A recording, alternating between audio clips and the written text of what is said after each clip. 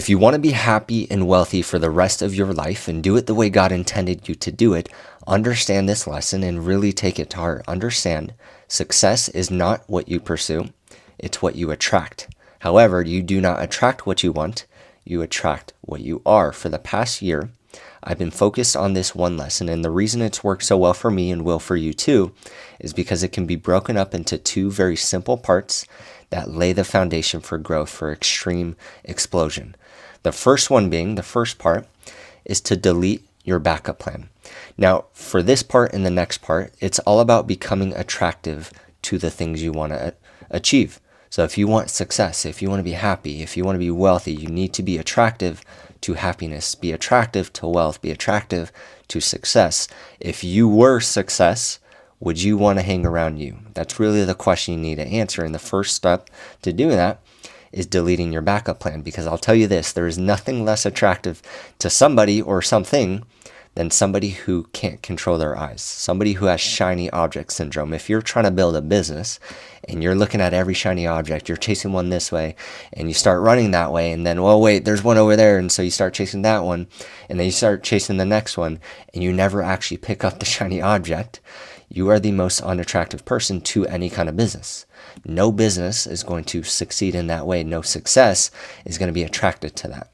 So if you want to be attractive to success, the first thing you need to do is delete your backup plan. Now, I've been told by many people who are far wealthier than I am, and I'm aware that there's more than one way to be considered wealthy, but specifically for this, I'm talking about financial freedom, money. People who are far wealthier than I am, they've all said very similar things. They all told me failure is the soil for success. Now, it's a cool thing to say, but what does that actually mean? What it means is that people don't really reach success standing straight up. You don't reach the top of a mountain without breathing a little bit heavy. Most likely what's going to happen is actually you're going to stumble your way there. That's really what success looks like, and failure is the soil for that. You are going to fail along the way. And so a lot of learning to succeed, to be happy and wealthy, is learning how to fail. Just fail and move on. Get up again and again and again. Just keep on failing, because if you're not failing, you're not actually moving anywhere. And people don't delete their backup plan because the backup plan gives them excuse to not fail. It avoids failure at all costs. That's what the backup is. That's what the backup plan is for. It's the smart move, and we're going to talk about that more. But it's not just about learning how to fail, learning that you should fail. It's about learning to do things in the face of failure. Despite that fact that failure might seem likely, it's doing it anyways.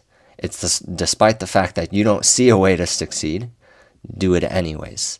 In the face of failure, you do it anyways. It's about giving yourself the chance to actually care about something and to just go all in. And because failure is not the end of the world, and what happens is your backup plan, your plan B, really what that is when people think they're making the smart move by keeping a backup plan, they think it's a smart move, but really it's just your own ego. It's pride. It's your ego. You would rather say something like, well, I didn't really try. If I had, I would have won the game if I didn't really try, or I would have succeeded if I didn't try. I don't actually need it that bad. You would rather say something like that when you do fail, because you will, if that's your mentality. You would rather say something like that than say something like, yeah, I really tried. I went all in, but yes, I still failed, right? Because nobody wants to say that. But one of the things I'm learning now more than ever is that after talking to the wealthiest people, I'm talking millionaires, billionaires, people like that, as well as talking to people who are not so rich, not so wealthy, who are very poor actually, talking to everybody in between, people who are happy, people who are just hate their lives, who are miserable, and reading from scripture even. I'm gonna provide one of those bits of scripture, but reading through scripture, one of the greatest in all those conversations, one of the greatest gifts God gave us was the ability to pursue something with an intense desire to actually win, to actually go out and do it. It's the pursuit. And I know I started this video by literally saying it's not about the pursuit, because it's not. It's about who you become in the pursuit. That's why it's a gift. The pursuit is a gift because it's not about the pursuit. It's about who you become in that pursuit. And even if you fail along the way, if we're going to stick with the similar analogy of a mountain, When's the last time you saw somebody drift to the top of a mountain? When's the last time you saw water drift upwards to the top? You saw it coast upwards. It doesn't happen. So let me put this into perspective. Would you want to hang around the person when you ask them, what do you want to go eat? They say, every time you ask that, they're like, oh, I don't care. It doesn't matter. And for the first time, it might be okay, but it's going to get annoying. When you ask them, what do you want to go do? Should we go do something today? I don't really care. Doesn't matter. I don't care. Would you want to hang around that person for the rest of your life? Success wouldn't want to hang around that person. Why would you want to hang around that person? Nobody does. Nobody wants to be around that person. Happiness doesn't want to be around that person. Success doesn't want to be around that person. Wealth, for sure, is not going to be around that person. You don't go through life if you want to win just not caring about anything. Deleting your backup plan is you're giving yourself the chance to not just fail, which I think we've established is not the end of the world, not just to fail, but to receive one of the greatest gifts of life, to pursue something with absolute care, even if you might fail along the way. And one of the gifts, one of the scriptures that comes to mind when I was thinking about this is in Ecclesiastes 2:24. It says, "So I decided there is nothing better than to enjoy food and drink and to find satisfaction in work. Then I realized that these pleasures are from the hand of God." Doing the work, in the pursuit, that is the blessing. For one reason or another, I believe it's because of who you become in the work, in the pursuit. It is a blessing. It is a pleasure from the hand of God. And I heard this quote that goes right along with this scripture.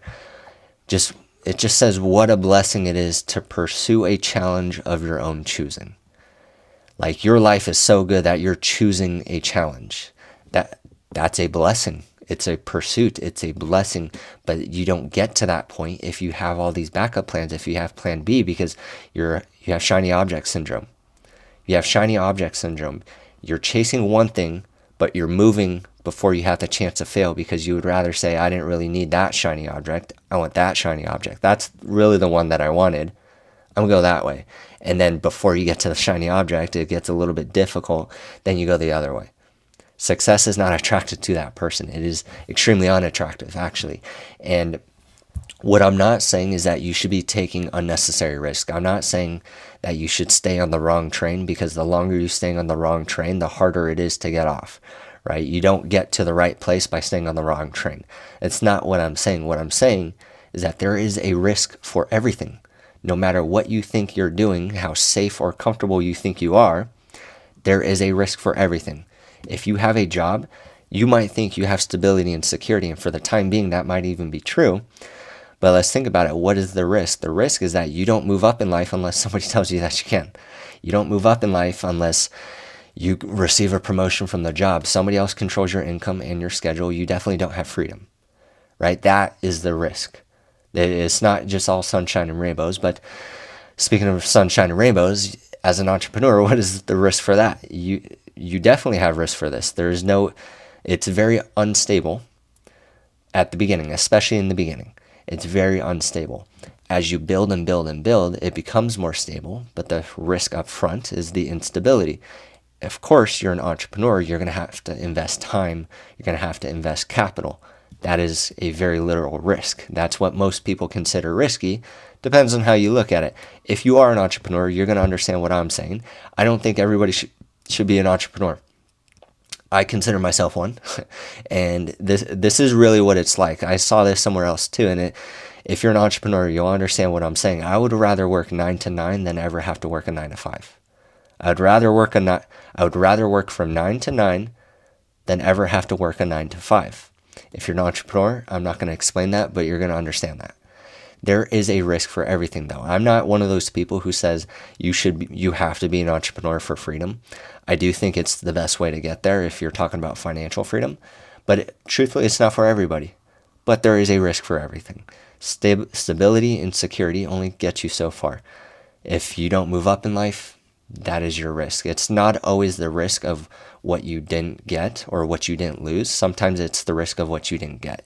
It's not always what you didn't lose, it's what you didn't get.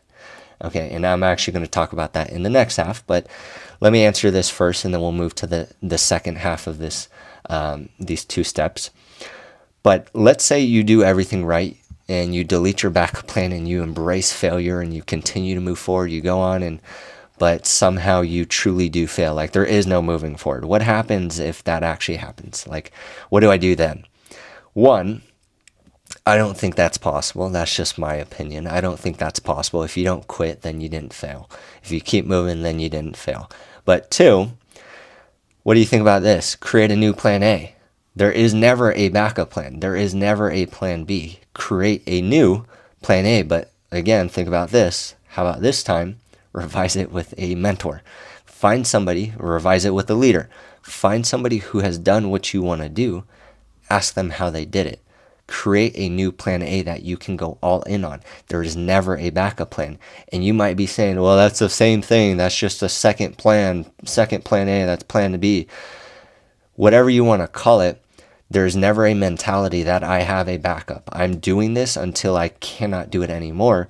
It's a different mental shift. And if you can't agree with that, if you can't understand that, maybe I'm not explaining it the best, but maybe that's also the problem, that you have the mental fortitude of a wooden stick, right? I mean, you create your plan A, but you're never actually going in on plan A. Even if you have a backup plan, even if you don't have a backup plan, just because you don't have a backup plan doesn't mean you haven't gone all in, that you have gone in all in on plan A. The mental shift needs to be that whatever you're doing it well. You're gonna do it until you can't. That's the mental shift that needs to happen, and that's what this is.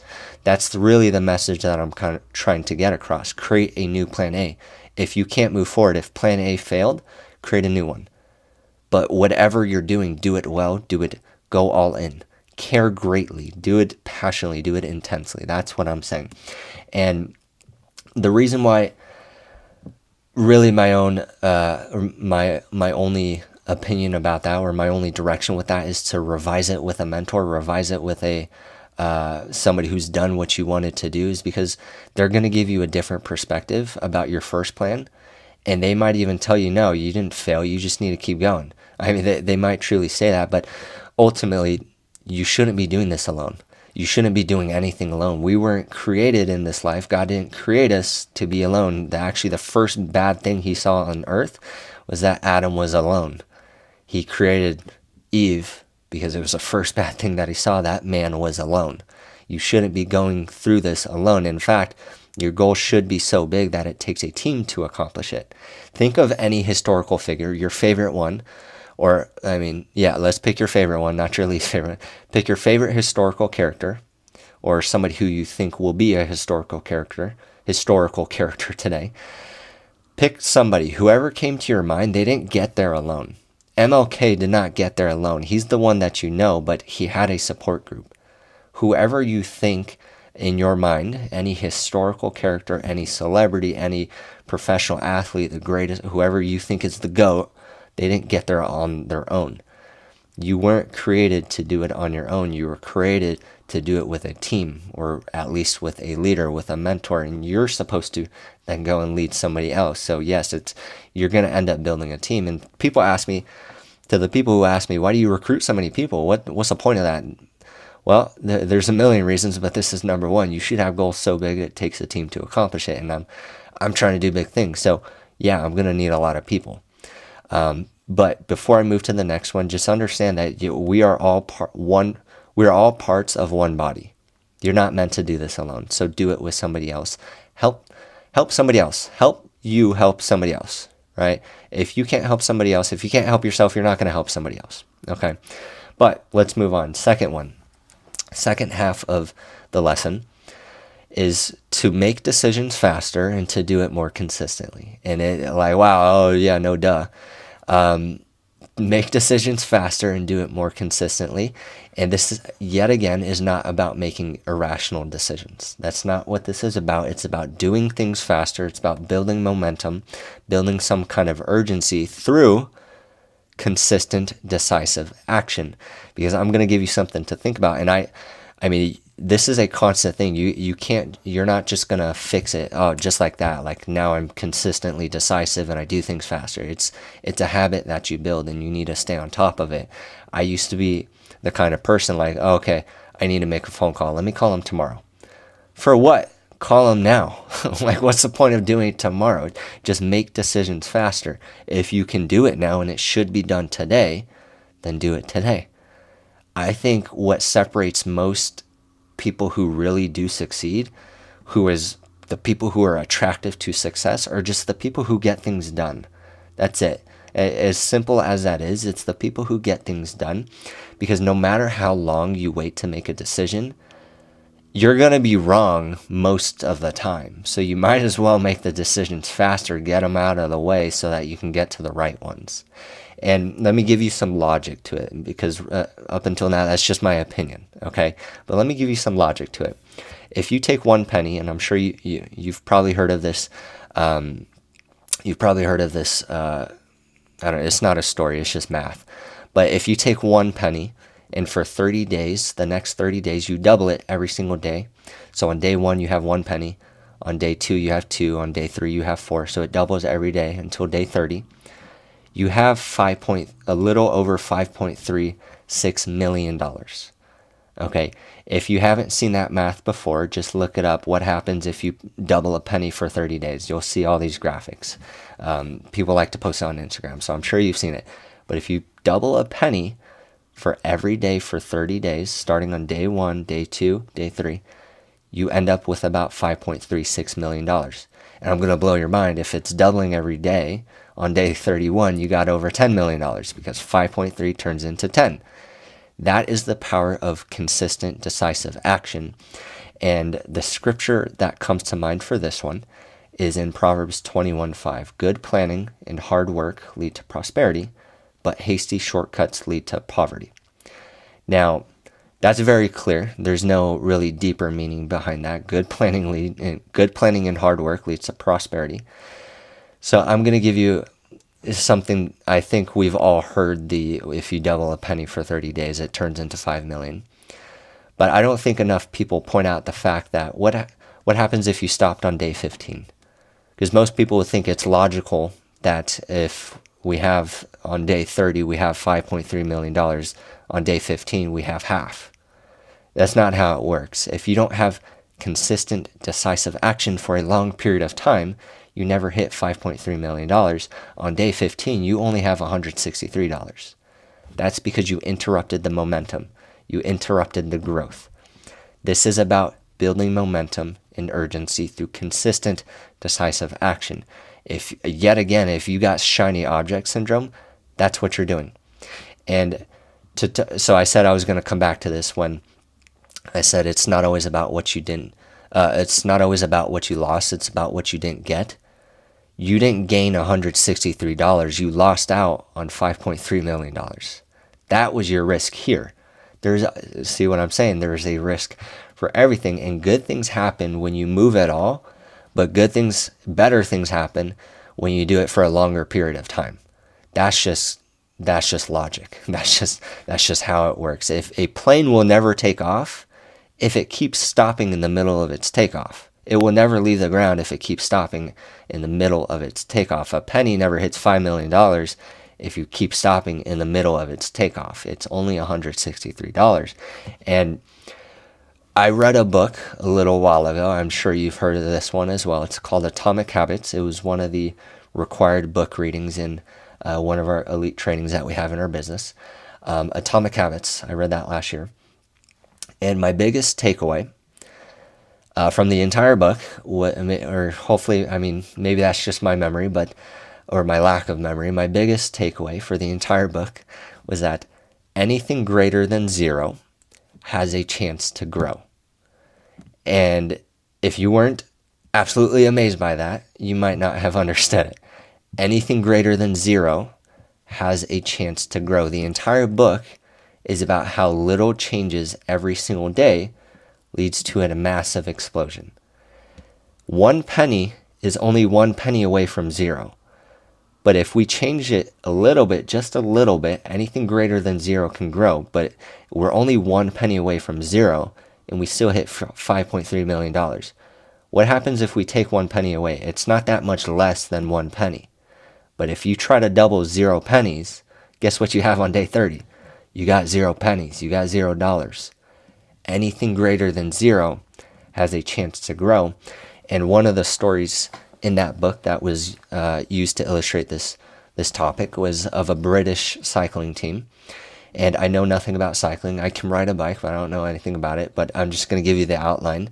Basically what happens is, and it's a true story as far as I know, it's a true story. There was a British cycling team that was absolutely terrible. Couldn't win anything for years and years. Couldn't win anything. So finally, as they probably should have done a while ago, they got a new coach. And this coach, I think most coaches would go in and say, hey, we're going to fix everything by 50%. Or we're going to go in and we're going to make you stronger by 50%. We're going to go in and you're going to build muscle faster so that we can bike faster 20%. But this coach came in and he didn't say we're going to fix anything by 50%. We're going to fix everything by 1%. We're not going to fix anything by 50. We're going to fix everything by 1%. And when I say everything, he meant everything. He asked questions like, how can we get our athletes to sleep 1% better every night? How can we get them to have a nutritious meal that's just a little 1% better than what they were eating before? How can we get them to be a little bit more aerodynamic by 1%? He fixed everything by 1%. And in 5 years, they went from this crappy cycling team to winning 60% of the gold medals in the 2008 Beijing Olympics. Okay, and I'm going to back up a little bit. It took 5 years of consistently fixing everything by 1%. You have done this for 5 weeks, and you thought you were going to be a millionaire. I always think it's funny, and I've said this before. Every person that I bring onto the team, I mean, we give them, they should ask questions, and it's the people I already know who are going to quit and fail. And when I say fail, I really mean fail, and because they've quit, not because they failed and didn't get it. It's because they quit. It's always the people who are like, is this a get-rich-quick scheme? And I know they're going to be the ones who are going to quit, because those are the ones who they ask if it's a get-rich-quick, and then they didn't get rich quick, and so they quit, right? It took 5 years of fixing everything by 1% every single day. That's a lot. It's only 5 years, and we can look back now and be like, oh, it only took 5 years. But imagine being the cycling team on day one.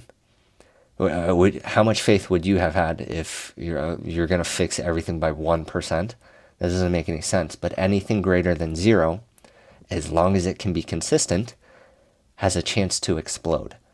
That's the point. So it's not about making irrational decisions. It's not about purposely being risky just for the sake of being risky and making decisions just to make decisions. It's about being intentional, to build momentum, to build urgency through consistent, decisive action. And with these two parts, deleting your backup plan and learning to make decisions faster and more consistently, I believe, and from what I've seen and from what I've learned, you will be happy and wealthy for the rest of your life as long as you can do these things for the rest of your life. And with scripture, everything I've read, everything is consistent with what I've told you.